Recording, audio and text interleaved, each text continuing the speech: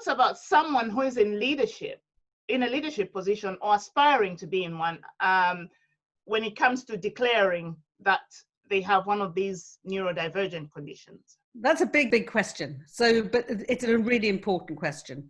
So the first thing is the term disclosure, right? Disclosure is about almost like sharing secrets, revealing something about yourself.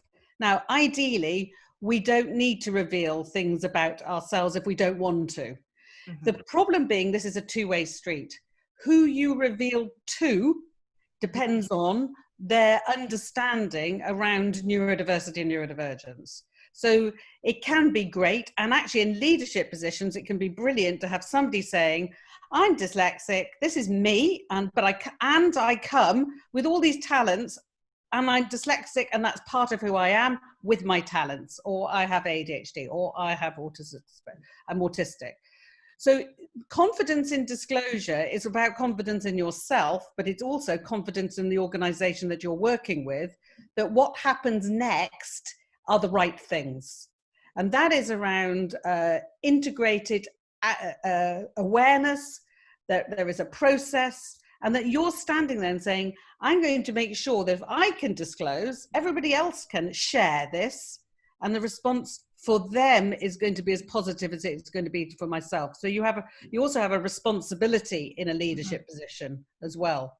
Now, what actually happens when I'm talking to some leaders is some of that doesn't happen. So people's understanding, oh, I didn't know you were autistic. You don't look autistic. Or, yeah, oh, my son's autistic. You're nothing like him, you know. And those chance comments can be damaging. Yeah. So I think that it's wonderful, and in good leadership, it starts at the top and says, this is what we want. This is our values, our culture, our attitude in our organization.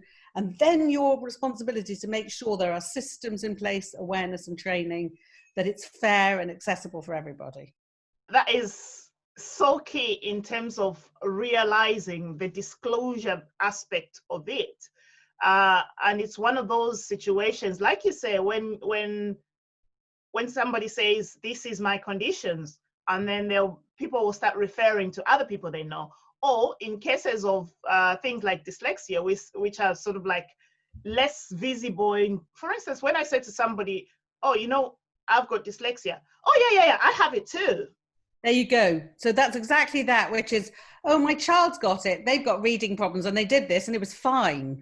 Or that's a really important thing, that framing, first of all, neurodiversity is all of us. Mm-hmm. That if you are neurodivergent, you will have your own personal strengths and challenges, and that actually, don't assume what I can do and don't assume what I can't do.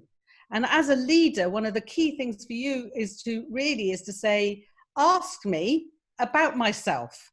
And that is the same phrase for anybody. That's the same phrase if somebody's revealing they are LGBTQ, you know, or they've got asthma, or they've got it. It's actually, first of all, it's up to you what you decide to reveal. But at the same time, each one of us has got a different life, a different context, the different job. So ask me, don't assume. I think that's very, very important. As a leader, when you disclose, do not expect that just because you have talked about your situation, all your staff should now talk about their situations, because we all walk very different journeys. We do. I think that's a really important, that we shouldn't think, so I said disclosure is about revealing. And for some people, actually, you have to feel that that's safe to do so. And if we are going to think about a sort of universal design, which says get it right for everybody, then nobody needs to disclose, because the situation is fine. If spell checkers are on everything, and text to speech and speech to text is everywhere, and your communication forms are thinking to be globally appropriate, you look at readability, we do closed captioning, we do as much as we can to try and be as accessible, then why do you need to disclose? Because actually, each one of us is neurodiverse. Mm-hmm. And it means that we only need to tell about the bits we want to. I mean, I think what you take to work, sometimes I don't want to take my whole authentic self to work, because I want to leave some of it at home. Exactly. You know, you know, who I am at home is a different hat to who I am at work.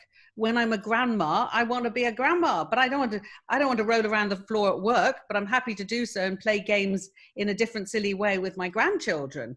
So who you expose and how you expose is personal, and it's contextual, and it's based on your past and your present.